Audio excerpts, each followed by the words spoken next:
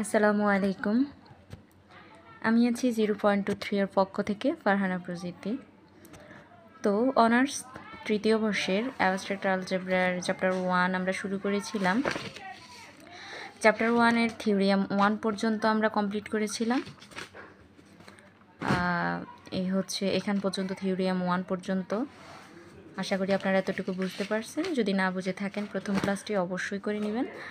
আজকে আমরা যেটি শিখব সেটি হচ্ছে দ্বিপদী সম্পর্ক। কিছু বেসিক জিনিস আমাদেরকে অবশ্যই জানতে হবে, যেগুলো হচ্ছে আপনার বিভিন্ন বিভাগ কতে আসতে পারে। এরপরে দিয়ে হচ্ছে আপনার আমাদের যেই ম্যাথগুলা সেখানেও কিছু কিছু জিনিস কাজে লাগবে। সো আমাদেরকে বেসিক অবশ্যই জানতে হবে। তো এখানে নেক্সট যে গুরুত্বপূর্ণ প্রশ্নটি সেটি হচ্ছে বাইনারি রিলেশন বা দ্বিপদী সম্পর্ক। তো এই দ্বিপদী সম্পর্কটা কি? দ্বিপদী সম্পর্কটা হচ্ছে, মনে করি এ একটি প্রদত্ত অশূন্যক সেট। এই অশূন্যক সেট মানে হচ্ছে এ এমন একটা জিনিস যেটার উপাদান থাকবে, অর্থাৎ এ যে কোনো উপাদান থাকবে, এখানে মাঝখানে এ বি সি যেটাই থাকুক সেটা থাকবে, অর্থাৎ অশূন্যক, শূন্য ছাড়া যে কোনো একটা উপাদান থাকবে। তো এ একটি প্রদত্ত অশূন্যক সেট। এখন এ ক্রস এ এর উপসেট আর কে একটি দ্বিপদী সম্পর্ক বলা হয়। তাহলে কখন আমরা এ কে দ্বিপদী সম্পর্ক বলবো অথবা আর কে দ্বিপদী সম্পর্ক বলবো? যখন এ ক্রস এ থাকবে তখনই আমরা এই সম্পর্কটাকে নাম দিব কি? আর, অর্থাৎ দ্বিপদী সম্পর্কর নাম দিব। ঠিক আছে, তো আমাদের এটা গেল দ্বিপদী সম্পর্ক। তাহলে দ্বিপদী সম্পর্কের রুলসটা কি? দ্বিপদী সম্পর্কের রুলস হচ্ছে আর ইকুয়াল এ ক্রস এ, অর্থাৎ একটা অশূন্যক সেট যদি এ হয় তাহলে ওই এ এর সাথে সেম এ এর একটা কি হবে? গুণ বা রিলেশনটাই হচ্ছে দ্বিপদী সম্পর্ক। তো আমাদের দ্বিপদী সম্পর্ক গেল। এরপরে যেটা মোস্ট ইম্পর্ট্যান্ট সেটা হচ্ছে সম্পর্কের প্রকার, অর্থাৎ টাইপস অফ রিলেশনস। তো এটা আপনারা ব্যক্তিগত জীবনে অবশ্যই মিলাবেন না। যাই হোক, এটা হচ্ছে টাইপস অফ রিলেশন, মানে হচ্ছে সম্পর্কের প্রকার। সম্পর্ক হচ্ছে আপনার 4 প্রকার। একটা হচ্ছে রিফ্লেক্সিভ, আরেকটা হচ্ছে সিমমেট্রিক, আর একটা ট্রান্সিটিভ, এবং 4 নাম্বার হচ্ছে অ্যান্টি সিমমেট্রিক। তো আমাদের এই ক্ষেত্রে অ্যান্টি সিমেট্রিক যেই 4 নাম্বার সমীকরণটি, এটি আমাদের প্রয়োজন নাই এই চ্যাপ্টারে। তো আমাদের যেই 3টে সম্পর্কে জানতে হবে অবশ্যই সেটা হচ্ছে রিফ্লেক্সিভ, সিমেট্রিক এবং ট্রান্সিটিভ। তো প্রথমে আমরা যেটা লিখব সেটা হচ্ছে রিফ্লেক্সিভ জিনিসটা কি? সম্পর্কের ক্ষেত্রে 3 প্রকার টাইপস অফ রিলেশন হচ্ছে 3 প্রকার। একটা হচ্ছে রিফ্লেক্সিভ, তো রিফ্লেক্সিভ, সিমেট্রিক এবং ট্রান্সিটিভ, এই 3টা আমাদের খুবই গুরুত্বপূর্ণ, এই 3টা জানতে হবে। তো রিফ্লেক্সিভটা কি? যদি এখানে কিছু শর্ত আছে, রিফ্লেক্সিভ হইতে হইলে সম্পর্কে, অর্থাৎ আত্মিক, মানে এটা হচ্ছে আপনার আত্মিক বা নিজের যেই একটা জিনিস আছে, অর্থাৎ যদি কি হয়, ইফ এ কমা এ, অর্থাৎ একটা উপাদানই দুইবার হবে, অন্য কোনো উপাদান থাকবে না, অর্থাৎ নিজ একটা উপাদান থাকবে, সেটাই হচ্ছে আত্মিক বা রিপ্লেসিভ। কিভাবে আমি দেখাচ্ছি।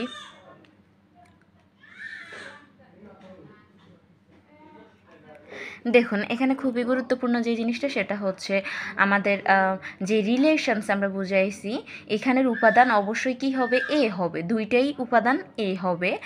এবং for all a belongs to A, অর্থাৎ এ সেটের উপাদান এই থাকবে। ঠিক আছে, ফর অল মানে হচ্ছে এটাই থাকবে। এরপরে যেটা হচ্ছে সিমেট্রিক। সিমেট্রিক কি? সিমেট্রিক কখন হবে? যদি এ কমা বি, অর্থাৎ সিমেট্রিক বা প্রতিসমর ক্ষেত্রে এ এবং বি দুইটা উপাদান থাকবে। আমাদের আত্মিকের ক্ষেত্রে একটা উপাদান ছিল এ, এবং সিমেট্রিকের ক্ষেত্রে হবে দুইটা উপাদান এ কমা বি, যেটা হচ্ছে আর এর উপাদান, এবং then b comma a belongs to R, অর্থাৎ যদি এ কমা বি আর এর উপাদান হয় তাহলে বি কমা এও হচ্ছে আর এর উপাদান হবে। এটাই হচ্ছে সিমেট্রিক বা প্রতিসম, অর্থাৎ এটাকে এভাবেও লেখা যায়, এ কমা বি ইকুয়াল বি কমা এ, এভাবে আমরা লিখতে পারবো সিমেট্রিক বা প্রতিসম। এরপরে আসি ট্রান্সিটিভ। ট্রান্সিটিভ কি? ট্রান্সিটিভ হচ্ছে তখন হবে যখন ইফ বিলংস টু আর এবং বা অ্যান্ড কি হবে হচ্ছে B comma C belongs to R, then A, C belongs to R. এই জিনিসটা আমি একটু বুঝাই দিই, সেটা হচ্ছে ট্রান্সিটিভ আমাদের তখনই হবে যদি এ কমা বি অর্থাৎ এ বি যদি আর এর উপাদান হয় এবং বি এবং সিও যদি আর এর উপাদান হয়, এই দুইটা জিনিস থেকে আমরা বি বাদ দিয়ে এ কমা সি, তখন এ কমা সিও হচ্ছে আর এর উপাদান হবে। অর্থাৎ এই জিনিসটা আমরা কিভাবে লিখতে পারি, যেমন এ কমা B equal B comma C, এই দুইটা জিনিস থেকে কমন হচ্ছে বিটাকে যদি আমরা বাদ দিয়ে দিই থাকে হচ্ছে আমাদের এ কমা সি। এটা আমরা কি করব, লিখতে পারবো তখনই যখন এটা ট্রান্সিটিভ হবে। ঠিক আছে, তো গেল আমাদের ট্রান্সিটিভ এই টাইপস অফ রিলেশনস। এরপরে মোস্ট ইম্পর্ট্যান্ট যেটা, সেটা হচ্ছে সমতুল সম্পর্ক বা ইকুইভ্যালেন্স রিলেশন। তো সমতুল্য সম্পর্কটা কি, একটি সেট এ একটি সম্পর্ক আরকে সমতুল সম্পর্ক বলে যদি আর আত্মিক অর্থাৎ রিফ্লেক্সিভ, প্রতিসম অর্থাৎ সিমেট্রিক ও ট্রান্সিটিভ হয়। ঠিক আছে, অর্থাৎ একটা সম্পর্ক অর্থাৎ সমতুল সম্পর্ক কখন হবে, আমি শর্টকাট লিখে দিচ্ছি। যদি আমাদেরকে কোথাও সমতুল্য সম্পর্ক প্রমাণ করতে বলে তখন অবশ্যই যদি সমতুল সম্পর্ক এ হয়ে থাকে তাহলে এ কে অবশ্যই কি হইতে হবে, রিফ্লেক্সিভ হইতে হবে, সিমেট্রিক হইতে হবে, এরপরে হচ্ছে আপনার ট্রান্সিটিভ হইতে হবে। ঠিক আছে, এই জিনিসটা অবশ্যই আমাদেরকে মাথায় ঢুকাই নিতে হবে।